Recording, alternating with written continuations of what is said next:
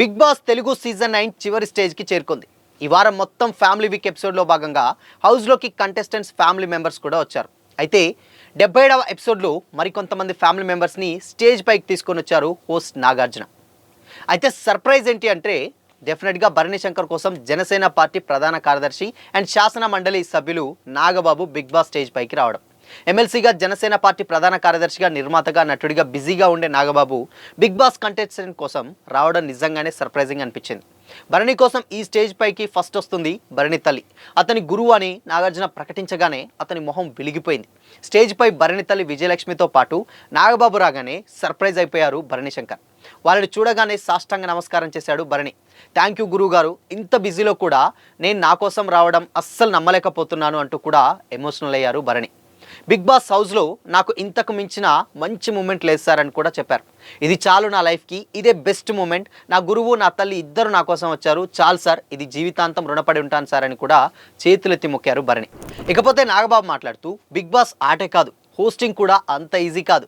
ఇంతమందిని బ్యాలెన్స్ చేయడం అనేది చాలా కష్టం, కానీ వాళ్ళని మిస్టర్ కూల్గా కంట్రోల్ చేసి గాడిలో పెట్టడం నాకు చాలా బాగా నచ్చింది నాగార్జున అని కూడా పొగిడేశారు నాగబాబు. అప్పుడు నాగార్జున నా తమ్ముడు నాగబాబు భరణికి గురువు ఎలా అయ్యాడు అని జస్ట్ అలా చమత్కరిస్తూ కూడా మాట్లాడారు. అయితే గురువు లేదు, ఏమీ లేదు, అతనేదో గోల చేయడం తప్ప అదేం లేదు. భరణి నాకు తమ్ముడు లాంటి వాడు. మేమిద్దరం కలిసి 2 సీరియల్స్ చేశాం. భరణి చాలా అగ్రెసివ్గా ఉండేవాడు, బాక్సింగ్ ప్రాక్టీస్ చేసేవాడు, మంచి పవర్ లిఫ్టర్ అండ్ చాలా లావుగా ఉండేవాడు. నేనన్నా చిరంజీవి అన్న అండ్ దాని తర్వాత పవన్ కళ్యాణ్ గారన్నా చాలా అభిమానం భరణికి అని కూడా చెప్పారు. అయితే మెగా ఫ్యాన్ భరణి. మేమిద్దరం అలా బాగా క్లోజ్ అయ్యాను కాబట్టి బాక్సింగ్ నేపథ్యం వల్ల ఏమో కానీ తెలియదు, కానీ బట్ ఎవరినైనా కొట్టి మాట్లాడేవాడు, ఎవరినైనా తేడాగా మాట్లాడితే డెఫినెట్గా ఫస్ట్ మొహంపై కొట్టేసి మాట్లాడేవాడని కూడా చెప్పారు. చాలా అగ్రెసివ్ ఫెలో. ఇప్పుడు కనిపించేటువంటి భరణికి అప్పటి భరణికి చాలా తేడా ఉంది. ఇప్పుడు కంప్లీట్గా మారిపోయాడు. కానీ నాకు పరిచయం అయినప్పుడు భరణికి కోపం ఎక్కువ, నేను చాలాసార్లు తిట్టేవాడిని, అలా కొట్టకూడదు, ఆవేశం వద్దని కూడా చెప్పేవాడిని. ఇప్పుడు ఎంత సాఫ్ట్ అయిపోయాడంటే నువ్వు చెప్తున్నావు కానీ అక్కడ ఎవరిని కొట్టకు, చెయ్యెత్తొద్దని కూడా చెప్పాను, కానీ ఇక్కడికి వచ్చినటువంటి తర్వాత మరీ గంగిగోవులా మారిపోయాడని కూడా చెప్పారు. నాకు అది కూడా నచ్చలేదు.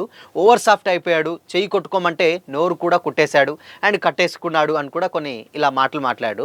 అండ్ ఎక్కువ చెప్పానేమో అనిపిస్తుంది అని కూడా కొంచెం నాగబాబు మాట్లాడారు. దాని తర్వాత చూడు భరణి, బిగ్ బాస్ ఆట అంటే అంత ఈజీ కాదు. నేనే హౌస్లో ఉంటే చివరి 24వ గంటలో అయినా బయటకు వచ్చేవాడిని. ఇన్ని రోజులు ఉన్నారంటే డెఫినెట్గా మామూలు విషయం కాదు. అన్నీ కంట్రోల్ చేసుకొని ఉన్నారు.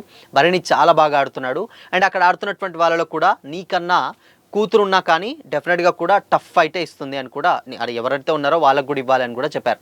ఎదుటి వాళ్ళు నీపై గట్టిగా మాట్లాడుతున్నప్పుడు తిరిగి నువ్వు కూడా గట్టిగా మాట్లాడు. అలా మాట్లాడినటువంటి సందర్భంలోనే నాకు బాగా నచ్చింది. కానీ ఎప్పుడైతే నువ్వు సైలెంట్ అవుతున్నావో అది నచ్చట్లేదు. గట్టిగా ఫైట్ చేయి, మంచి వ్యక్తి గేమ్లో విన్నర్ అవ్వాలని కోరుకుంటున్నాను కూడా భరణిని బ్లెస్ చేశారు నాగబాబు. ఆ తర్వాత భరణి తల్లి డైరెక్షన్లో టాప్ 5 కంటెస్టెంట్స్ని ఫోటోలను పెట్టారు నాగబాబు. అయితే ఫస్ట్ దాంట్లో భరణి ఉండు అండ్ దాని తర్వాత second Tanuja, third Suman Shetty, fourth Emmanuel, ఇక ఫిఫ్త్ సంజన. సో ఈ 5గురిని టాప్లో పెట్టారు నాగబాబు. ఆ తర్వాత నామినేషన్స్లో ఉన్నటువంటి వాళ్ళని సేవ్ చేసే ప్రాసెస్లో భరణి ఫోటోను కూడా తిప్పారు, కానీ అందులో అన్సేఫ్ అని కూడా వచ్చింది. దాంతో నాగబాబు అరే రే అని కూడా పెద్దగా నవ్వేశారు నాగబాబు. భరణి నాకు ఆత్మీయుడు, అయినా సరే మీలో బెస్ట్ పర్సన్ అంటే గెలవాలని కోరుకుంటున్నానని కూడా చెప్పారు. నాకు పర్సనల్గా భరణి గెలవాలని కోరుకుంటున్నాను కూడా నాగబాబు ఓపెన్గానే చెప్పారు. బట్ ఏదైనా కానీ సో గురువు వచ్చింది నాగబాబు కోసం, డెఫినెట్గా నాగబాబు వచ్చింది భరణి కోసం కాబట్టి నాగబాబు భరణియే గెలవాలని కోరుకుంటారు వ్యక్తిగతంగా. బట్ బెస్ట్ పర్సన్ మాత్రం గెలవాలని కోరుకుంటున్నాను కూడా అలా బ్లెస్ చేశారు. బట్ ఓవరాల్గా ఎపిసోడ్ చూసినంత వరకు మాత్రం డెఫినెట్గా కొంచెం చాలా ఎంగేజింగ్గా అండ్ చాలా బాగా అనిపిస్తుంది.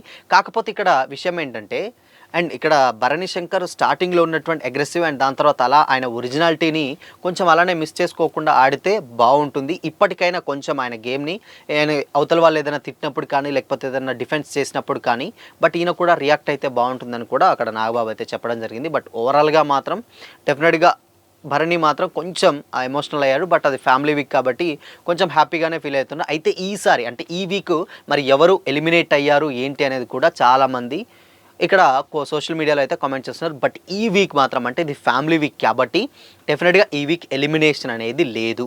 సో ఆదివారం ఆబ్వియస్లీ శనివారం అండ్ ఆదివారం జరిగినటువంటి ఎపిసోడ్స్ అదే రోజు అంటే సాటర్డేనే షూట్ చేస్తారు, దాని తర్వాత టెలికాస్ట్ చేస్తారు కాబట్టి సాటర్డే మాత్రం ఎలాంటి ఎలిమినేషన్స్ అయితే జరగలేదు. సో కాబట్టి డెఫినెట్గా ఈ వీక్ అంటే ఆల్మోస్ట్ అంటే 77వ రోజు కాబట్టి ఈ వీక్లో ఎలిమినేషన్ అనేది లేదు. సో ఫ్యామిలీ వీక్ కాబట్టి అందరికీ ఎక్స్టెన్షన్ ఇచ్చారో మేబీ తెలీదు. బట్ దాని తర్వాత నెక్స్ట్ వీక్ డబుల్ ఎలిమినేషన్ ఉంటుందో తెలియదు, కానీ ఈ వీక్ మాత్రం ఎవ్వరూ ఎలిమినేట్ అవ్వలేదు.